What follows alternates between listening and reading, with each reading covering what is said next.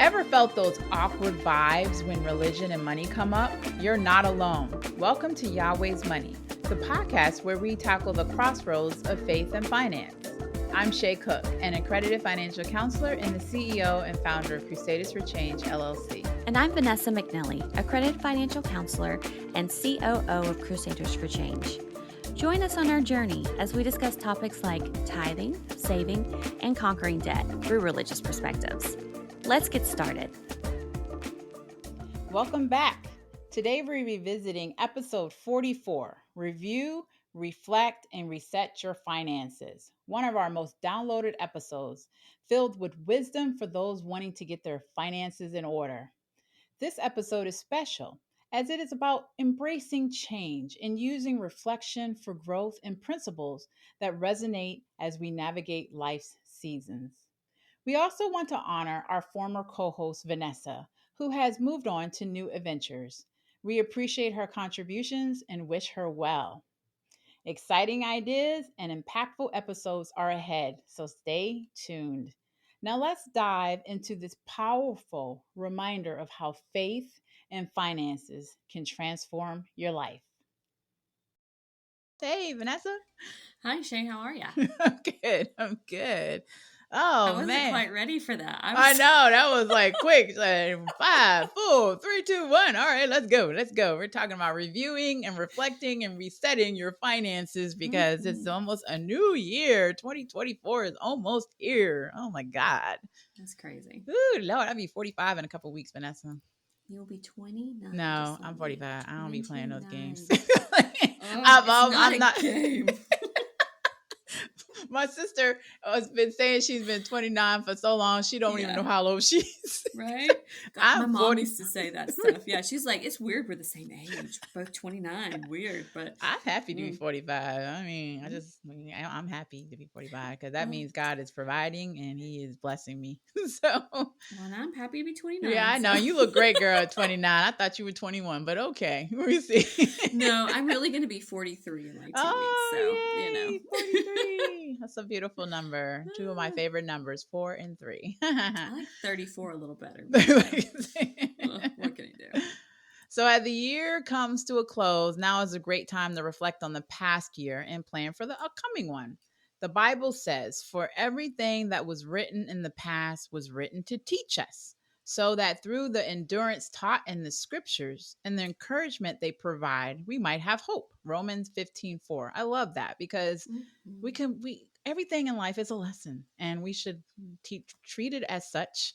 And, I feel like God, if you learn a lesson, He doesn't have to put you through that fire again. Because I always tell people, it's like, why are you going through this again? You didn't learn it the 50th time ago. You know what I mean? So it's cool to be able to learn from the lessons and get endurance and encouragement from that to move forward and have that hope. Exactly. Yeah. And it's so weird we're talking about this today because I was having that conversation last night. Like seriously, about everything being a lesson and we're supposed to learn from it. And if we don't, we're going to go through it again. We're going to go through until it again. We get it. Oh my God. You can be hard-headed too. So. Oh, I'm very hard-headed. I'm very stubborn. My family's like, I mean, I don't know what it is. Sometimes I just need to go through. I'm like, why am I going through this again? Why I didn't learn this back in 1985? Like I'm going through it again now in a whole another century. Like I'm in the 2000s. I'm not even in the 1900s anymore. So it's just crazy. We were born in the 1900s. I know. But when you say it like that, it seems like we're really old.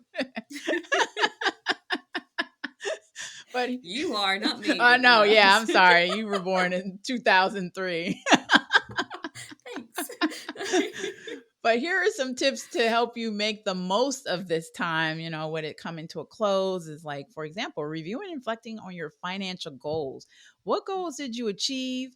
Celebrate the wins. You can also look at creating new goals if needed. And are there goals you have to readjust? So these are the kind of things you can reflect back on your goals. So any goals you want to share or any of these things? Sure. Yeah. Yeah. And I think something we need to remember first and foremost is when we do this, it's so cool to kind of see how far we've come. Yes. Because there's always growth. There's always growth. And it's hard to see it in that moment. But when you look back, you can really see what's changed for you. And usually it's a good change. I mean, we've had some times where things are bad. Yeah. But it's nice to be able to say, oh my goodness, like this time last year, I would have been so happy and feel so blessed to be where I'm at right now. And we Mm. forget those things. Mm-hmm. So I think it's a great time to kind of think about that and say, okay, we've done this far. What's next? Yeah. But it's okay to sit in your moment too and enjoy what Yeah. you have. So I think there's a balance there. But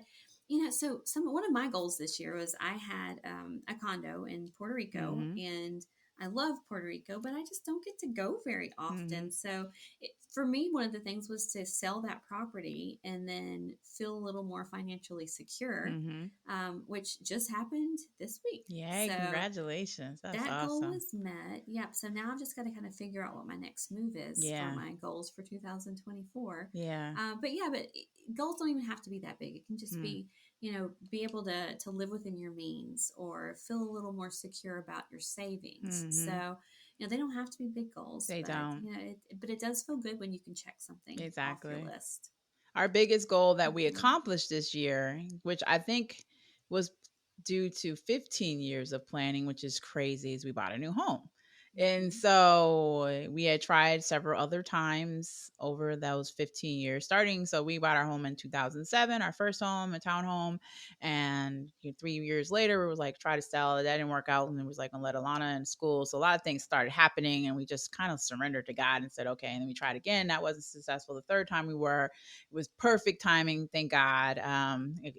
It was all God, really, because the amount of money we got on that home, we wouldn't have gotten any other time during that cycle. And we were able to put a lot of that money into the new house. And so it's funny when I step out, when I go get the mail and I come back and I see my house, I don't know. It's Hmm. just, and again, I don't like to get focused on materialistic things, but when I see this house and when I thought about all the stuff I was asking God Hmm. for, like I would like walk around my house for 15 years, my other house, like, I don't want this in the new house. I want this in the new house. I like this and that stuff. And I got all of that in the new house, not Hmm. even knowing that was going to happen because God was listening to me. And then Yeah. another thing that freaks me out about this house is that it was built in 2016. And 2016, I started the hell I went through working at my previous job. And I feel Hmm. like, and I know, it ain't no feel like, I know God was preparing this house for me and my family, knowing that I was going through all that stuff in 2016 to 2018 Yeah. at the Coast Guard. And so I Yeah. was just like, wow, to me, it's like all these keep things start coming to me like, God, like this is bigger than financial goals. This is what he knew. And again, the idea of having this and that was all God anyway. So Hmm. I just like, Hmm. wow. And he provided it all. So that was the biggest thing. But, there's been some struggles because I wanted to save more and like my IRAs, my SEP and stuff. But I felt and I was shown that I need to put all that money into people, into this business. And that's okay. God will make up for that. Hmm. And then another little thing is Amazon. like, I Mm. it's Don't say just that so evil, dirty easy to buy word. things in Yes. Amazon. And it's like I saw my credit, and I always pay my credit card off every month, but I know people struggle with that and that can't. Hmm. And I know I always feel like God is putting me through things so I can better understand things from our client's perspective. Right. And so, because I used to look at people like, why are you buying so much Amazon? And then I became one of those people, and I'm like, oh my God, it's just so easy. Like, okay, I need that and buy it. Okay, so now I try to just put stuff in the cart and let it sit there Hmm. for like a week or two and be like, do you really need that? Can you save it Hmm. for later? Or like my Hmm. daughter says, save on the carbon footprint and go to Target, mom. like, it's like, but yeah, so I've had the big things, accomplishments and wins from the Hmm. house, and some unfortunate things I have to readjust, like the retirement savings because of the business, which is great. Sometimes you have to spend money and not save money to move forward in certain aspects. And then little things like controlling my spending around Amazon. So, yeah, it's real, Yeah. but it's good. Well, Amazon is the devil on earth. So I understand completely because I have that struggle too. It used to be Target, and now Yeah, it used to Amazon be has kind of. Target, but now I don't even have to go anywhere. I can do it all on a phone. And sometimes Exactly. I'll wake up at 2 o'clock in the morning and just like, oh yeah, I Hmm. need that, and go to Amazon and I start scrolling. I'm like, oh man, I can't. Guilty. Yeah, it's Guilty. just a Yes. bad It's thing. so easy to do it. It's so easy. And it's like, if I don't do it now, I'm going to forget. I I'm going to know. forget to buy that. And it's like, well, if I forget to buy it, did I really need it? I'm Like, doing the same yeah. So I have a wedding that I'm going to on Saturday. And I think I bought like maybe 7 dresses on thing. Oh my Amazon. Well, they're not even cheaply expensive on Amazon. No. Like you can get a dress for like 30, 40 and No. nice quality too. Like, Well, and okay. it's like, I just don't know which one's going to fit. I Well, don't know how that it's going to part look. too. Like we need to just take our And butt to the store and buy a dress. One so I dress. may or may not have 6 packages ready to go back to turn in at Kohl's for Amazon. But they've been in my car for like 3 weeks. So I don't know Oh when my that's going to happen. God.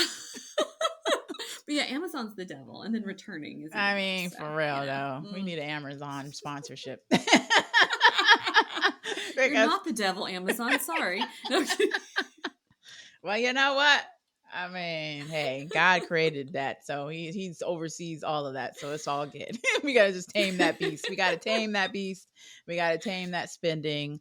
And the next point is to review your spending, to look back at your spending over the past year and see where you can cut back. If you're not already budgeting, take the time to gather your details of your income and spending for the past few months and do a spend plan. And if you're already budgeting, look through your transactions to see how your actual spending is compared with your planned spending. Yeah, mine's food and Amazon.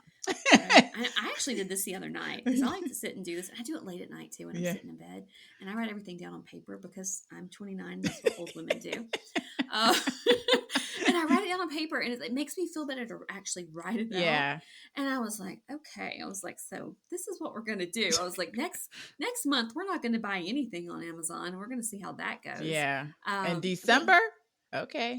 I'm done with Christmas shopping. Oh, yeah. You're one of those. I wait till the last minute. Yeah. Yeah. Yeah, so I was like, okay, we're going to try that, and then we're going to put like limits on things because I used to do that, and I think sometimes we just kind of get sloppy and we forget to do that, or we don't care, or emotions get the better of us sometimes. So just readjusting those things, and then looking at my streaming subscriptions because they have gone up this year. Oh my God, no! My husband was telling me about Hulu is now $17 or something. I remember when it was like $8. I mean, just crazy. Yeah. And then I pay for 2 different Netflix accounts because they got smart and they knew. Oh yeah, you were one of those. Okay. So I have and they're $15.99 now. For yeah, I know. I do the Netflix in the house. Right? Yeah. So I have mine and I get my dad's too. Yeah.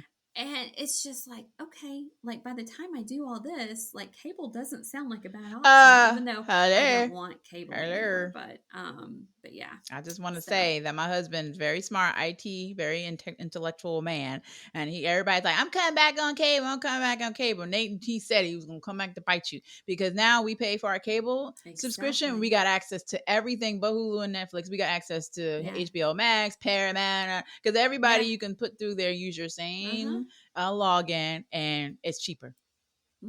So I'm just saying, people was knocking cable, but now they're getting you because they're like, in order to have access, you can either pay the $10, $15 per, or you can just pay for cable and get access to it. It makes more sense, but it's crazy. Yeah, I may readjust next year. Yeah, exactly. So that is your financial tidbit from I know, exactly. So. Look at that, and then another thing he always said is a lot of people are cutting cable, but then you have to increase your internet because you need more internet because you're doing all this streaming. So guess what? Them cable providers ain't stupid. They getting their money. They getting their money. So, but yeah, definitely we also look at resetting your budget. After reviewing your transactions, get ready for a little budget housekeeping. If you aren't spending your money with a purpose and a plan, you may not get as far as your financial growth. Or meet your financial goals. So you can take this time to pivot if you're overspending, cutting back anywhere that you're spending more than you like, or revising your spending categories, putting more money towards your debts, and increasing your savings. So resetting your budget is important just so you can be like, all right, especially, everybody does the new goals in January and stuff. And you can say, prepare in December so you can have a fresh start, a running start in January. It's such a good idea to do it before the holidays. Yeah, that's true. We all overspend during that time, and we just kind of throw the budget out the window. Yeah. But if you look at things ahead of time and you're like, ooh, I'm already overspending a little bit. How can I finagle things and kind of get things where I want them to be? And that will help keep you on budget and on task for the holidays, first off, and give you a head start for next year. Yeah, that's beautiful. But no shade, but it ain't all because Shay don't overspend. Because I'm on a budget, girl. I'm tight. My husband calls me cheap, even though I be like, I'm frugal. I ain't cheap. So I have, like I already said on every episode, I have a budget and I stick to my budget. And if people want extra stuff, it'd be like, okay, you ain't getting it, or I'm not buying it for you, or I'll cut from myself. But I'll sacrifice. But I ain't about that life. I do overspend on other areas, obviously Amazon and stuff like. But during the holidays, some reason I'm able to just stay. I'm thinking it has to do with childhood and growing up and seeing so many gifts and hearing my parents fight around money about gifts and stuff because they always overspend. So I have like that in my head, like I'm never going to overspend on Christmas. I overspend on everything else, no, not everything else, but on a lot of other things. But around the holidays, I just, and I think it's like some trauma from childhood that keeps me. It makes sense, though. I mean, it makes complete sense because I do that too with my gift giving. Yeah, like it is what it is. Yeah, but there's always something else that comes up, or there's an extra party, or there's another somebody who's asking for something for a family or something like that. But to me, it's like all the other stuff. Yeah. Like all the fluff. Exactly. The fluff of the and that's why it's lovely to have like a Dollar Tree or a thrift store. My sister went to a thrift store recently and she was sharing, we were on FaceTime. She's like, she was in heaven. She's like, especially if you go to a thrift store or a Dollar Tree in a bougie, and I know I've said this before, but a high income area, those things be on point. I mean, and it's cheap and it's nice stuff. Like that's another tidbit from Crusades for Change. Go out there, find you a Dollar Tree or a dollar store and a thrift store. That stuff gonna be nice and cheap and inexpensive, I guess. Not cheap, but good quality. Yeah. And they have I love facial products. Yeah. And Dollar Tree has really upped their game with these things. So it's like you can get like a really nice face serum and a cream and a mask, and you're like, okay, that was $3.75. Crazy. I would go somewhere else and I would pay triple for one of the products. Yeah. Yeah, and you can put it in a cute little basket. Exactly. Give it to somebody. Yeah. Nice gift. Nice $5 gift. Boom. So done. amazing. So amazing. And then you also want to check your net worth. Compare your liabilities with your assets to see where you stand. Do you have a positive net worth? Unfortunately, a lot of people have a negative net worth. So if you have student loans, a car payment, a mortgage, or any other type of debt, it isn't unusual for your net worth to be negative, but there's a reason. There's no reason to be discouraged. You can up your net worth and, get more liabilities, what you own versus what you owe assets, and be able to increase that. So, yeah, I think that's a great thing to look at net worth. I know it's working with people that are in a low income or underserved areas. Sometimes we're like, looking at a net worth, what is this going to do for me? But it actually just gives you an overall view where you're at and encourages you to move forward to a positive amount. Well, and it's so nice to be able to look at those things and just kind of see where you are, because you're right. Most people are negative, especially when they're younger and they're building their life. And it's okay. It's okay to be there. You don't want to stay there, obviously. Yeah, exactly. But, it gives you another goal, though. And it helps you see what that goal should be, make it a little more clear, a smarter goal, those type of things. And then I usually go online. I look at like celebrity net worths too. And I will tell you, sometimes that makes you feel better about life too. Really? Because they got a lot of debt? Seriously, I've never done that. Exactly. Oh, yeah. Exactly. And it's fun sometimes to be like, now I am not up there with Beyonce or anything like that, but there are some like lower level celebrities, and I'm, sit there and I'm like, okay, I'm like, it makes you feel better about life sometimes. So, yeah, not to like knock somebody else we don't down, want to knock nobody and discourage anybody, but hey, you got to do what you got to do. Yeah, I can do that in my own family. So, these people living them lives of looking like they got everything, and be like, debt, credit card, debt, collections, taxes. Oh, I'm good. I ain't worried about back to the bank of Shay, though. You know that, right? No, that closed down years ago. They ain't nobody asking me for no money. Even though, so they'll be like, can you donate to this cause and stuff for me? I'm like, as long as I get a tax receipt, I'm good. Yeah, I'll do it. But I ain't giving no money. I know. Yeah, don't be asking me to pay your electricity bill when I just saw 100 Amazon packages on your front step. That's all I'm saying. So get your life together. So, yeah, and then definitely check your credit score. Reviewing your credit report and making sure there are no errors or fraudulent accounts can help you maintain a good credit score. I haven't checked my credit report in a while. Oh, yes, I do. I have that Experian email thing, and I'll check it once a month and make sure it looks good. Yeah, that's something it's to do. such a good thing to do. And people usually don't do this until they need to no, have, like, good about to credit buy a for house something. or a car, yeah. And you're like, if you would have just done this like 6 months ago, I know, just to get something on there taken off or whatever for it might real. be. Oh my goodness. Crusaders for Change. That's what we're here for. We'll help you get that figured out before you buy a house. That's why planning is important. Exactly. Yeah. And set new intentions. Think about your financial goals for the upcoming year, create a plan, as we just said, to achieve them. And this might include paying off debt, saving for a vacation, or starting a business. So you definitely want to have some, I always say, dream big, have some big goals. Even if you don't meet them at the end of the year, still just continue. I had this really, really big goal and for the business, and I move it, I kick it down the can, but it's at least there. Right. And again, I feel, as I've said in another episode, God gave me that. That wasn't, and he's like, I'm going to provide. Now, it might not be on your timeline, but it's going to happen. Yeah. And so there's nothing wrong with that. And you're getting closer. That's the other thing about it too. You can see like where you are, compared to where you were last year. Yeah.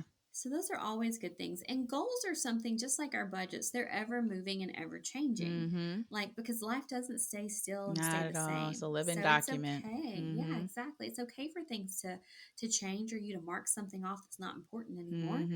It's okay for those things to change. Even if you check it a few times a year, sit down. Like, have like a quarterly session to kind of review things. Exactly. And then you're not scrambling last minute. Exactly.